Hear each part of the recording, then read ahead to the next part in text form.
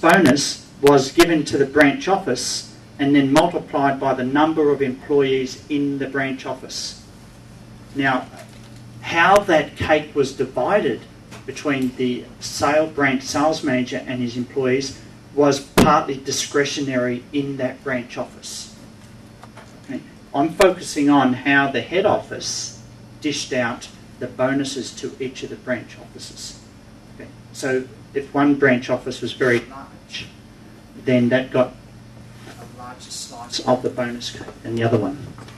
Then one that was small. Jake, have we got another microphone? Yep. Where's the other one? Yeah. Terrific, thank you. Always got to have backup. We're back here. We're on point. Okay, so now how was the subjective evaluation managed?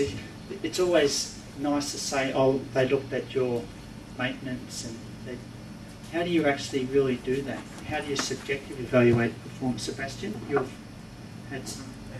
Really difficult to do. Yes. Yeah, I really can't offer any comments, I guess. It's something that is very specific to the industry that you're in and the metrics that you can define around that industry. It's not easy, but that's why not many companies use those sorts of metrics. They tend to go to financial because they're hard and fast numbers, and they're very clear that yes, you've met this black and white number. Yes. The subjective ones are very tough. I guess you can do, there's a couple of methods that come to mind. You can do evaluations from your managers evaluating you subjectively, and your peers evaluating you subjectively, and your subordinates evaluating 360 evaluation. Yes. So there's methods like that. Actually, Elaine's company, the Elf Farmer in Guangzhou, just out of Guangzhou. Fusan, just out of Guangzhou. Yeah, Guangzhou. Her company, they introduced a 360-degree feedback in their system. Actually, this wasn't part of the presentation, but we're really fortunate that Elaine is here. If you want more information, because Elaine's company actually they've introduced the balanced scorecard in their company. So you're most welcome to ask Elaine questions about that, before, after, or another time. Elaine's been very helpful in doing that. Yes. Okay. Well, thanks, Sebastian. What happened here is that they gave a general formula, 5,000 yuan per head, and there was points, minus 60 times 100. So if you didn't get 60 points, then you just got 5,000. The aim was to get 110 points. And so that gave you another 5,000, and that 10,000 yuan per head for the branch office was a big prize. So basically, the subjective bonus formula varied between 5,000 yuan per branch office to 10,000. This is per employee, not for the total group. Okay, so the large got more, the small got less. So how was that worked out? Well, the points formula, 45 points were given to objective assessment financial measures. Okay. Sales component, cash collections was 40 points, and relative branch office costs. Now, relative branch office costs. So if there were 20 branches in the early stages, only the top 10 got some of those points. The number 1 branch got 5 points. The number 2 branch in managing costs got 4.5. The number 3 branch got 4, 3.5, 3, 2.5, 2, and so on. So if you're the 11th branch, then you got no points out of that 5. It's very fine. But the situation Johnny's company was they had to make the incentive system fine in order to make it as formal as possible. See, it's subjective, but it had to be formal because the salespeople played games with anything that was written down and not in writing. So having it in writing is very important, even if it is still subjective. Okay, so there's another thing that came out. Now, in terms of the subjective assessment, service level component, execution of routine maintenance. If there was a major incident complaint, then how was that dealt with?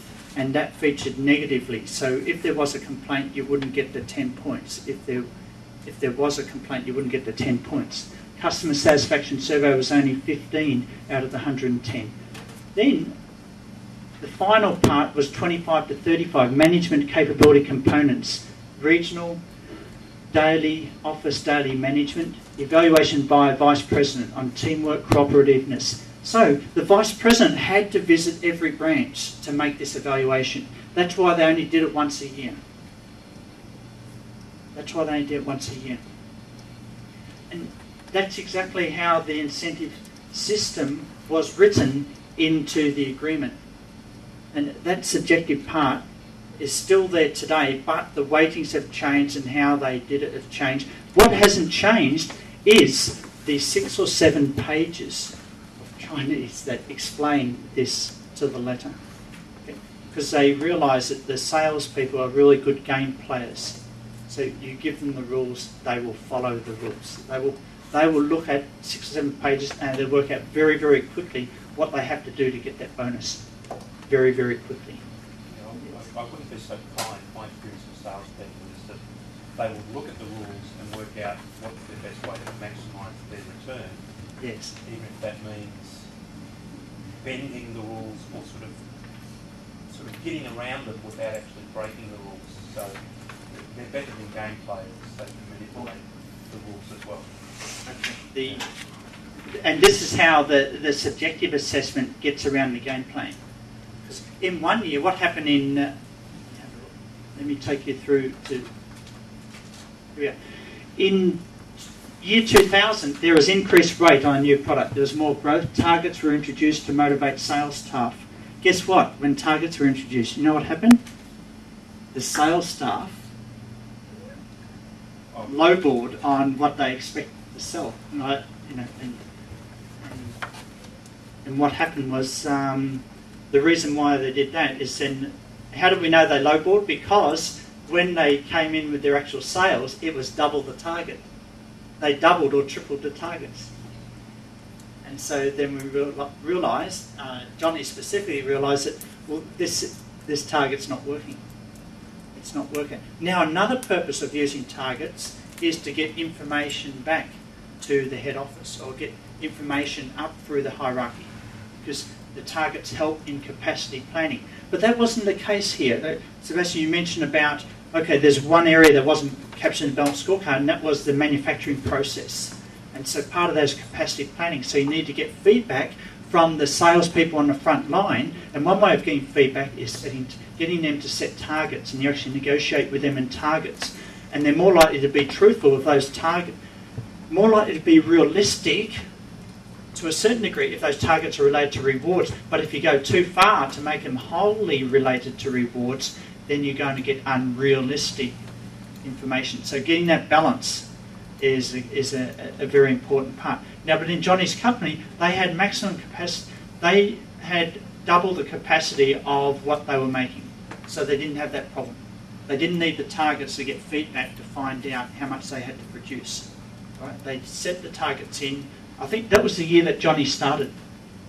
So he came back from his PhD in USA, and his PhD was on goal commitment and performance organisation rewards and things like that. So the first thing, let's put in a target. Right. So in theory, it looked good, but it didn't work. And we found out after salespeople lowballed on their targets. On one sense, it did work because they doubled and tripled the predictions. That had the unfortunate side effect, which meant the company probably had to pay them a lot of extra bonus. A little bit more in bonus, yes. Well, in the following year, they cut out the targets. Okay, but in September 2000, the CEO said, look, we're very short on cash. And so they sent out a memo to all the sales managers around China that all cash collected before January 2001 will be multiplied by 4 times when it goes into the bonus. And that was in addition to this annual bonus award. They just needed the cash coming in. Why? because they were coming up to their IPO. They needed to have cash to support the profits. When they had to have their profit record to go into the IPO, you can't just have book profits, which companies tend to do in the last 12 months. They just increase their book profits. Even if it's poor quality, we'll get the IPO, we'll get the money. It doesn't matter what happens after that. Some of you have probably experienced that. Okay, but they wanted more cash at that time, and that kind of worked, but they didn't do that any year after that. In 2001, they had a new manager, and there was a greater emphasis on subjective measures. Why was that important? Because at 2001, there was a new manager, and Johnny, and there was the other people on the board of directors. They were very, very gung-ho. They felt that the company was going to be the largest telecom supplier in handset, in public phones in China. Their main competitors was Alcatel, the joint venture, and there was one or two other foreign joint ventures in China were the main competitors. This was the first China private IPO in China. All other IPOs in China were state-owned enterprises that went to IPO. This is the first private company that went IPO. So they were very, very excited, and they saw the future was very rosy. So as a result of that, they realised that their need was to develop internally sales managers. They didn't want sales managers going out there and selling more and more handsets. They wanted to develop some sales managers so they could come up and actually become managers or become future CEO. Because they knew going external in the market in China, they wouldn't be able to get replacement or get an efficient succession in the management. Because in China, the skills of managers is in very short supply. So how did they do that? Well, they had a greater emphasis on subjective measures to internally develop their sales staff. So they even emphasised the subjective even more. Okay, really, how much does a sales manager spend in developing other sales staff in the branch office? That came part of the incentive system. And stock exchange listing, sell, sell, sell. No. I don't mean sell, sell, sell the actual stock. But what happened was, in 2002, they realised that they just had to sell to good quality customers and poor quality customers.